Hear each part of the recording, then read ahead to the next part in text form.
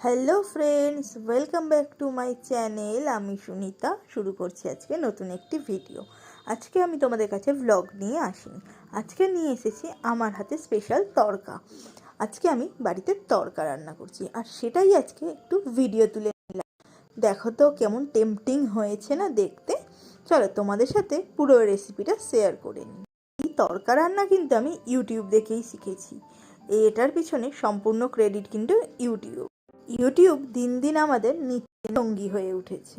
তাই দেরি না করে গল্প করতে করতে তেলটা গরম করে নিয়েছি আর তাতে জিরে ফোড়ন দিলাম। জিরেটা একটু ফোড়নে দিয়ে একটু লাল হতেই তেজপাতা, আর তারপরে দিয়ে দিলাম একটুখানি রসুন কুচি আর পেঁয়াজ কুচি। রসুনটা লাল করে একটু ভেজে নিলে নাকি গন্ধ থাকে না, আর পেঁয়াজটা লাল করে ভাজতেই হয় কালারের জন্য। দেখলে না কত সুন্দর কালার এসেছে।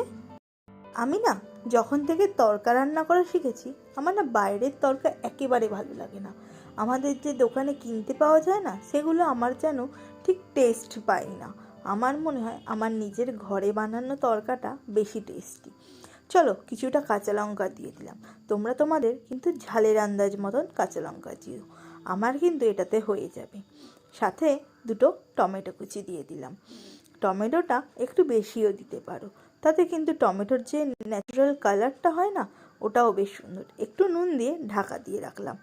এখন তরকার মশলাগুলো রেডি করে নেব। চলো, এখন এখানে 1 চামচ আদা বাটা নিয়েছি, আর তার সাথে নিয়েছি একটু লঙ্কা গুঁড়ো, জিরে গুঁড়ো আর একটু তড়কা মশলা, আর সাথে কাশ্মীরি গুঁড়ো লঙ্কা।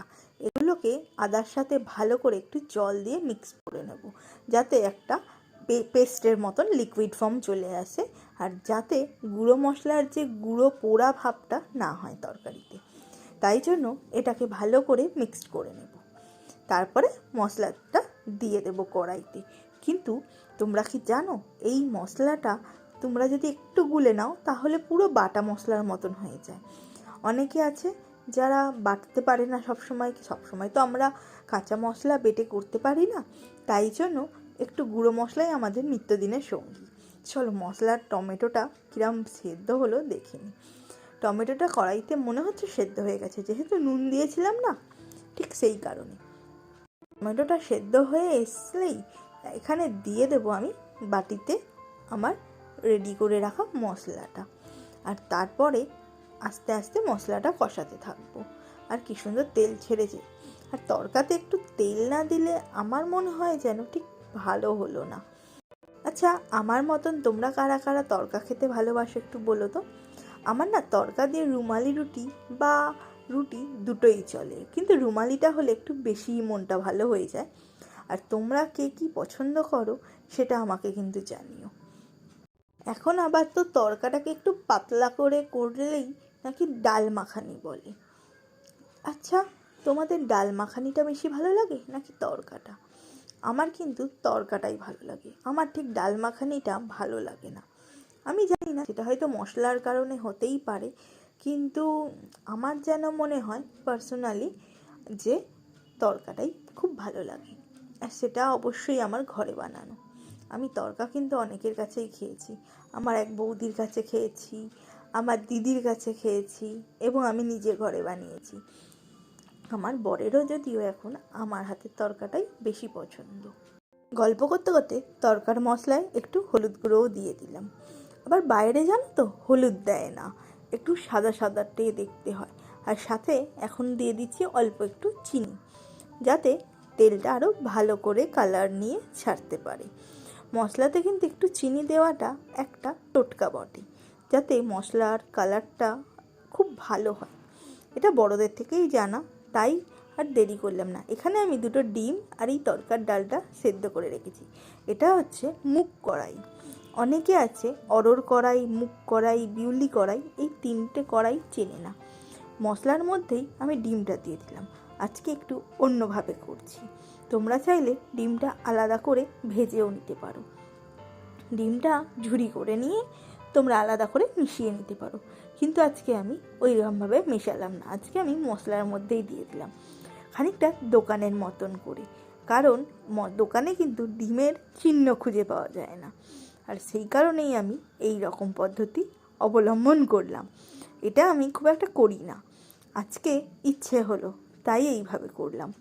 তবে হ্যাঁ, ওটা দিতে কিন্তু মশলাটা একটু অন্যরকম দেখতে হয়ে গেল। তবে হ্যাঁ, ডিমগুলো কিন্তু বোঝাই যাচ্ছে। তোমরা কারা কারা বুঝতে পারছো আমাকে কমেন্ট করে জানিও। আর এটা কিন্তু এক ধরনের কামচুরি, মানে বেশি খাটবো না, আবার মশলা কষিয়ে তড়কা কষিয়ে তারপরে ডিম ভেজে দেব, আবার ফোটাবো, তার থেকে আবার মশলার মধ্যেই না হয় দিয়ে দিলাম। হ্যাঁ, এটা কিন্তু একটা আমার শর্টকাট হলো আজকে। এটা আমি ফাঁকিবাজি করে রান্নাটা করলাম। আমার মতন তোমরা কারা কারা ফাঁকিবাজি করে রান্না করো একটু জানিও। তবে হ্যাঁ, এটাতে কিন্তু টেস্টের কোনো পার্থক্য হলো না। তবে হ্যাঁ, তোমরা যারা পাতে ডিম পড়ুক এটা পছন্দ করো, তাদের জন্য কিন্তু একটু খাটনি করে ডিমটা ভেজে নেওয়াই শ্রেয়। তাই আমি আর ওইভাবে আমার বাড়িতে কোনো প্রবলেম হয় না বলে আমি দিয়ে দিলাম। তবে হ্যাঁ, তরকার কালারটা কিন্তু বেশ এসছে আর আমার খুব পছন্দ হয়েছে। আজকে ভিডিও করাটা সার্থক হলো। আর এই তরকাটা আমার সত্যি বলতে খুব পছন্দ হয়।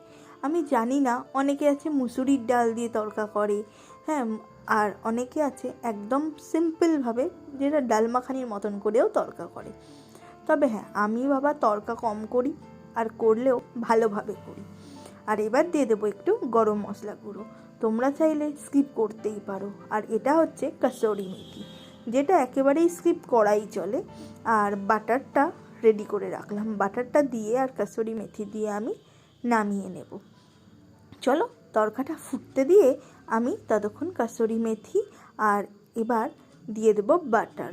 বাটারটা তো দিয়ে দিলামই, এবার উপর থেকে একটু কাসুরি মেথি হাতে করে ক্রাশ করে দিয়ে দেব, দিয়ে চাপা দিয়ে রাখবো কিছুক্ষণ। তারপরেই আস্তে আস্তে নামিয়ে নেব, আর নামিয়ে নিয়ে সার্ভ করব গরম গরম এগ তড়কা।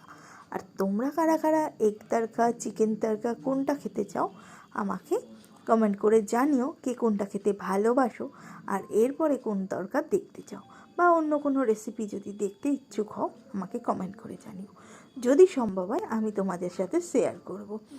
আর আজকে এই রেসিপিটা তোমাদের যদি সত্যি ভালো লেগে থাকে, আর আমি যেহেতু এখন কোথাও ঘুরতে বেরোইনি তাই আর ভিডিও করা হয়নি আমার, তাই আজকে একটা রান্নার রেসিপি তোমাদের সাথে শেয়ার করলাম। কিন্তু আমি আশা করি খুব শীঘ্রই তোমাদের সাথে আমি নতুন ভ্লগ নিয়ে চলে আসব। আর ততক্ষণের জন্য গরম গরম তরকার রেসিপিটা ভালো করে দেখে নাও, আর আমি আসছি নতুন একটা ভ্লগ নিয়ে। এর জন্য টাটা।